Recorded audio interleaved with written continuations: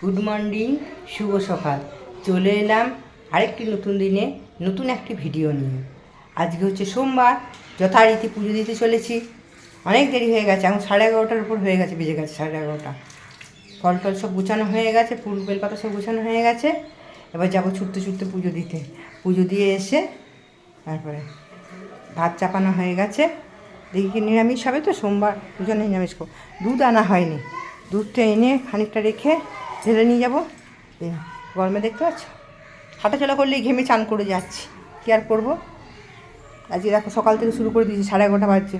এই যে পুজো দিতে যাবো, সব ফল টল জোগাড় হয়ে গেছে, ঘরে পুজো হয়ে গেছে। যারা ঘরে একবার দেখিয়ে দিই, অনেক দিন দেখানো হয়নি, যারা দেখাই। এই দেখো, এই যে বাবা কারেন্ট চলে গেছে, টাটা, বাই বাই। দেখো গোপু সোনাদের দিয়ে দিয়েছি। এই যে সব পুজো দেওয়া গেছে, ফুল খুব কম পাচ্ছি।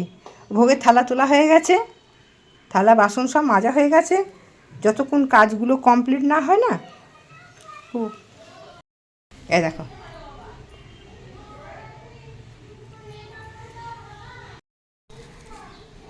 হয়ে গেছে, সব ঠাকুরের ভোগের থালাও তোলা হয়ে গেছে, বাসন মাজা হয়ে গেছে। দাঁড়াও দেখাই, আমার বৌমা ফোন করছে ওদিক থেকে, সকালে ফোন করেছিলাম। দেখো দেখো দেখো ঠাকুরের বাসন টাসন সব মাজা হয়ে গেছে, ছুটছি এবার, চলো। এই দেখো বেরিয়ে পড়েছি। এই দেখো আজকে এই শাড়িটা পরেছি, অরেঞ্জেতে আর সাদাতে। বেশ অরেঞ্জেতে, বাজে বাড়ির পাশেই আছে, 4:30 বাজে। চলো যাই দেখি গা কোন বাড়িটায়, বাসের মেমারি রোডই বাড়িতে, আমাদের এই রোডটায় বাড়িটাতে যাচ্ছে। চললাম, চলো। দাদা দেখবে একটা বন্ধুরা, গাছ যদি যত্ন করে তুমি লাগিয়েছো তাহলে সে গাছ সুন্দর হবে না, কিন্তু দেয়ালের ফাঁক থেকে যে গাছ হবে সে গাছ সুন্দর হবে। তুলসী গাছটা দেখতে পাচ্ছ, এই দেখো তুলসী গাছ, হ্যাঁ তুলে অন্য জায়গায় লাগাই ছোট্ট পাড়ে চারা গাছই, এত বড় গাছ অবশ্যই তুলে লাগাবো না, ছোটো পাড়ে চারা গাছই লাগাই, সুন্দর হবে না। কিন্তু এই দেয়ালের ফাঁক থেকে বেরিয়েছে, গাছটা সুন্দর গাছ হয়েছে। তুলসী পাতা যেহেতু লাগে, বাড়ির একধারে হয়েছে, থাক, ও হয়েছে ওখানে থাকো। তুলসী পাতা যখন দরকার হয় তুলে নিই, থাক ওখানে। ওই জন্যে এদের এখানে পাঁচিলটা করেছে, পাঁচিলটা যথারীতি ঢাকা দিয়েছে। দাঁড়াও দেখাচ্ছি। এই তোমার দাদা ভাইও বেরিয়েছে, অনেকক্ষণ বেরিয়েছে। এই দেখো পাঁচিলটা করেছে, দেখছো পাঁচিলটা খেকো কেমন করছিল, সুন্দর করেছে, ঢাকা দিয়ে রেখেছে, দেখছো সুন্দর পাঁচিলটা করেছে, ভালো লাগছে বেশ। এখানে বস্তাগুলো পেতে রেখেছে কেন জানি না, কাজের বস্তা পেতে রেখে দিয়েছে এইখানে। চলো দেখো এখানে রীতা মা এদের ঠাকুর সাজিয়ে দিচ্ছে, রীতা দিদি ভাই আমাদের হয়, এদের ঠাকুর সাজিয়ে দিচ্ছে। ঠাকুরটা পাতায়নি, তাতেই ছিল, আগের ফটো ছিল, সেটাকে পাল্টে বর্তমান আচার্যদেবকে দিয়ে সুন্দর করে ঠাকুরের আসন সাজিয়ে দিচ্ছে। এরা সাজিয়ে উঠতে পারেনি, ওই জন্য আমাদের যেখানেই যা হয়, যে কোনো মা এক জায়গায় ঠাকুর যারা হয়তো পারতে পারেনি তাদের সেখানে বসিয়ে দেওয়া, সুন্দর করে বসে সাজিয়ে দেওয়া হয়। আমাদের যে কেউ হয় সাজিয়ে দেওয়া। আজকে রীতা দিদি ভাই সাজিয়ে দিচ্ছেন, খুব সুন্দর করে সাজিয়ে দিচ্ছে এখানে। তারপরে অন্য দিনের আবার তার সঙ্গে কথা চলছে, কবে কোথায় যা হবে না যা হবে সেসব নিয়ে আলোচনাও তার সাথে সাথে চলছে। আমাদের খুব এখন আনন্দের দিন কাটছে। এখন দেখা যাক, ঠিক আছে, এরপরে যখন শুরু হবে আমি তখন আবার দেখা যাবে। সুন্দর করে দেখো কি সুন্দর সাজাচ্ছে, ফুল দিয়ে, হ্যাঁ সব কিছু জোগাড় করে এনেছেন দিদিভাই, এনে এখানে সাজিয়ে দিচ্ছে।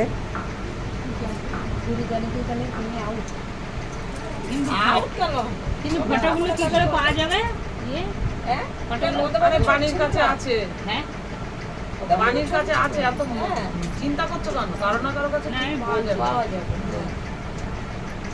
নিয়ে যেতে হবে তাহলে দুটো বাড়ি, চন্দ্র বনবাসী গোপাল একসাথে সেই দাদা আজীবনকাল লেগে পড়বে, এত বড় উৎসবে যাবেও না।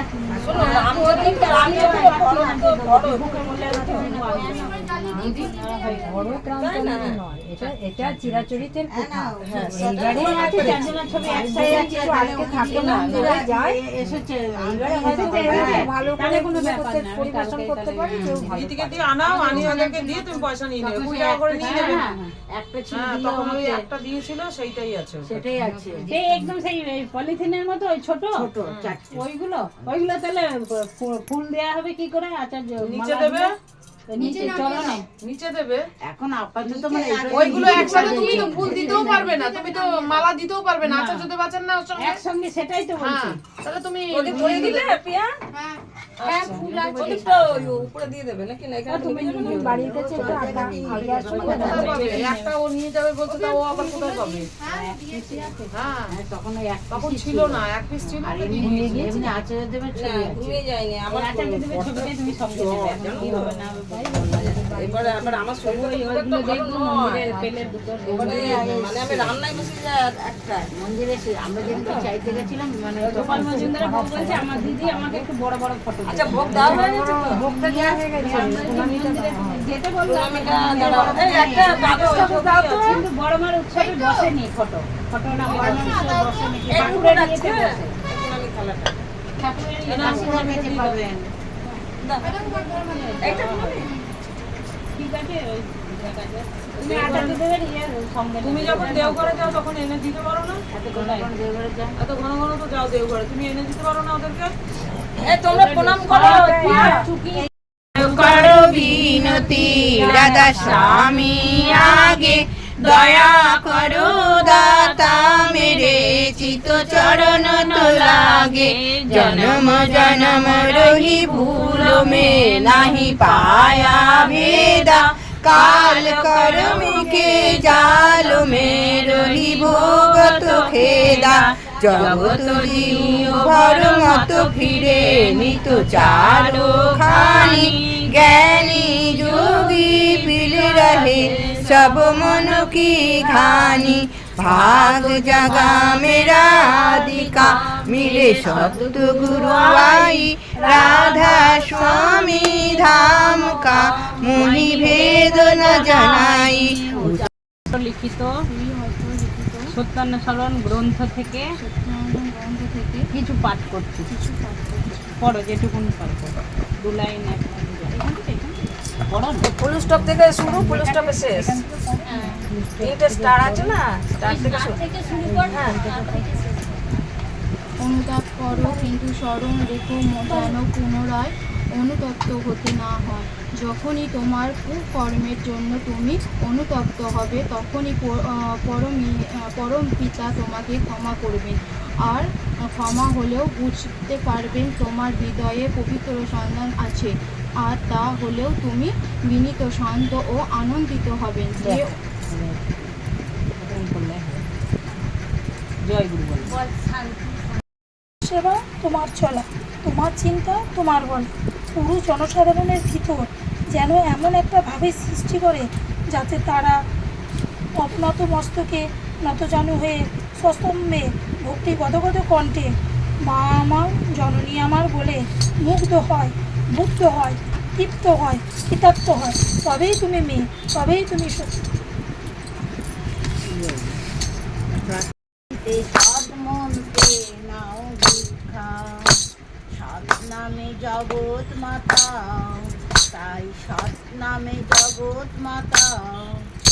যদি মানুষ হয়ে থাকো মানুষকে ভালোবাসো, সুখে দুঃখে মানুষের পাশে দাঁড়াও, জগতের কল্যাণে ইষ্টের ইপ্সিতে সৎ মন্ত্রে দাও দীক্ষা, সৎ নামে জগৎ মাতা, তাই সৎ নামে জগৎ মাতা।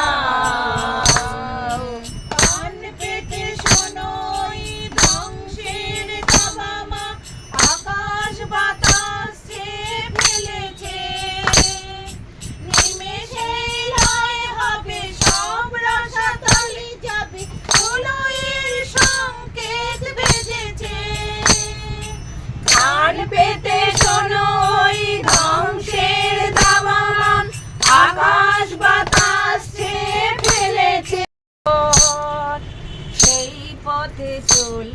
সবাই, ওগো প্রেমময় চরণে তোমার কোটি কোটি প্রণাম জানাই।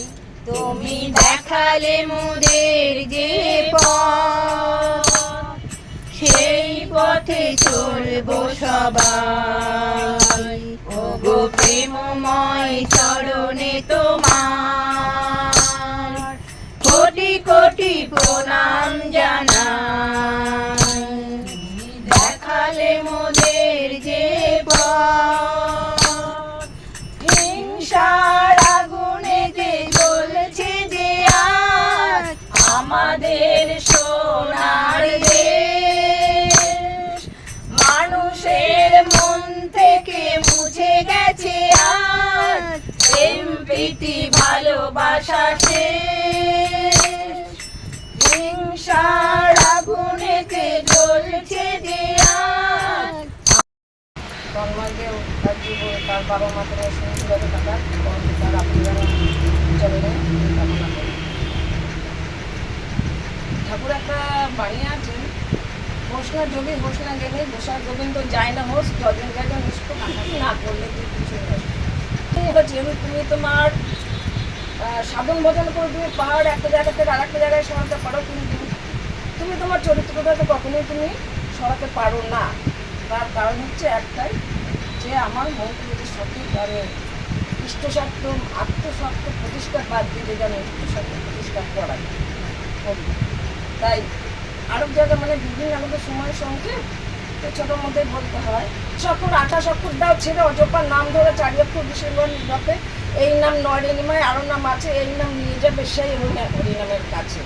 তাহলে রামকৃষ্ণকে তিনি বলে দিয়েছিলেন যে মা শারদা না, যে আমি তো দেহ রাখবো, আর তুমি কিন্তু শাখা সিঁদুর ফেলো না, আমি যাব আর আসবো।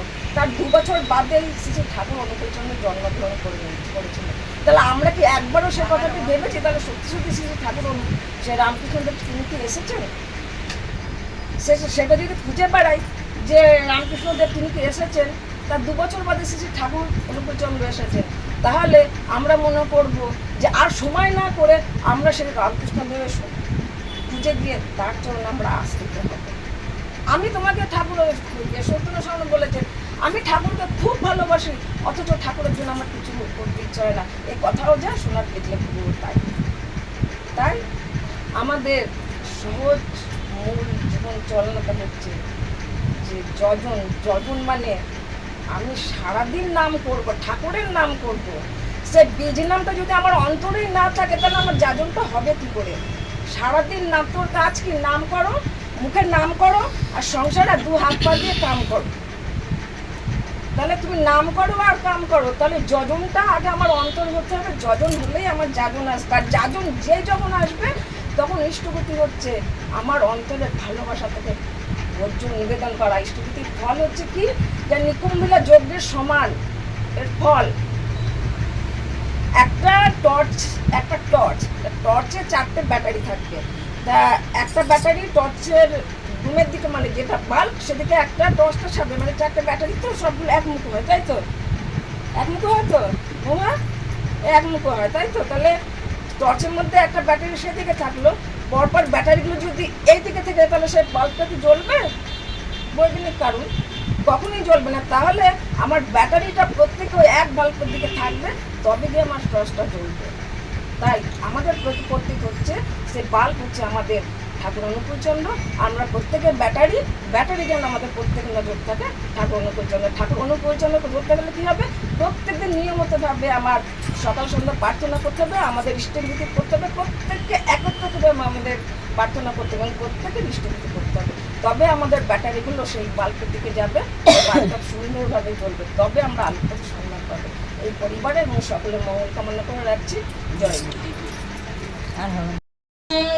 এসেছ প্রভু তুমি, প্রভু পিতা হরিতে, এসেছ তুমি প্রভু পিতা পড়িতে, নাই নাই আর ভয় নাই, ওগো নাই নাই আর ভয় নাই, প্রেমী তোমারে প্রণাম জানাই। প্রণাম জানাই। কাতর জীবনে দুঃখ বেদনে ভরা ছিল হিয়াগে ব্যথার রোদনে। কাতর জীবনে দুঃখ বেদনে ভরা ছিল হিয়াগে ব্যথার রোদনে। আসিলে তুমি হে মোর স্বামী, আসিলে তুমি হে মোর স্বামী, নাই আর রে রাধে গোবিন্দ গোবিন্দ গোবিন্দ গোবিন্দ গোবিন্দ বলে সদা ঠাকুরে জয় রাধে রাধে। শ্রী শ্রী ঠাকুর অনুকূল চন্দ্র জি কি জয়। পরম প্রেমময় শ্রী শ্রী ঠাকুর অনুকূল চন্দ্র জি কি জয়। পরমারাধ্যা জগৎ জননী শ্রী শ্রী বড়মা কি জয়। পরমারাধ্যা জগৎ জননী শ্রী শ্রী বড়মা কি জয়। পরমারাধ্যা জগৎ জননী শ্রী শ্রী বড়মা কি জয়। পরম পূজ্য পাদ শ্রী শ্রী বড়দা কি জয়। পরম পূজ্য পাদ শ্রী শ্রী বড়দা কি জয়। পরম পূজ্য পাদ শ্রী শ্রী বড়দা কি জয়। পরম পূজ্য পাদ শ্রী শ্রী আচার্য দেব কি জয়। পরম পূজ্য পাদ শ্রী শ্রী আচার্য দেব কি জয়। পরম পূজ্য পাদ শ্রী শ্রী আচার্য দেব কি জয়। বন্দে পুরুষোত্তমম বন্দে পুরুষোত্তমম বন্দে আর্য পিতৃন বন্দে আর্য পিতৃন বন্দে মাতৃবর্গান বন্দে মাতৃবর্গম বন্দে অহং কৃষ্টি দৈবতাং বন্দে অহং কৃষ্টি দৈবতাং বন্দে পুরুষোত্তমম বন্দে পুরুষোত্তমম বন্দে পুরুষোত্তমম বন্দে পুরুষোত্তমম বন্দে পুরুষোত্তমম বন্দে পুরুষোত্তমম পরম প্রেমময় শ্রী শ্রী ঠাকুর অনুকূল চন্দ্র জি কি জয়। মাতৃ সম্মেলন এখানেই শেষ হলো। জয় জয় জয়।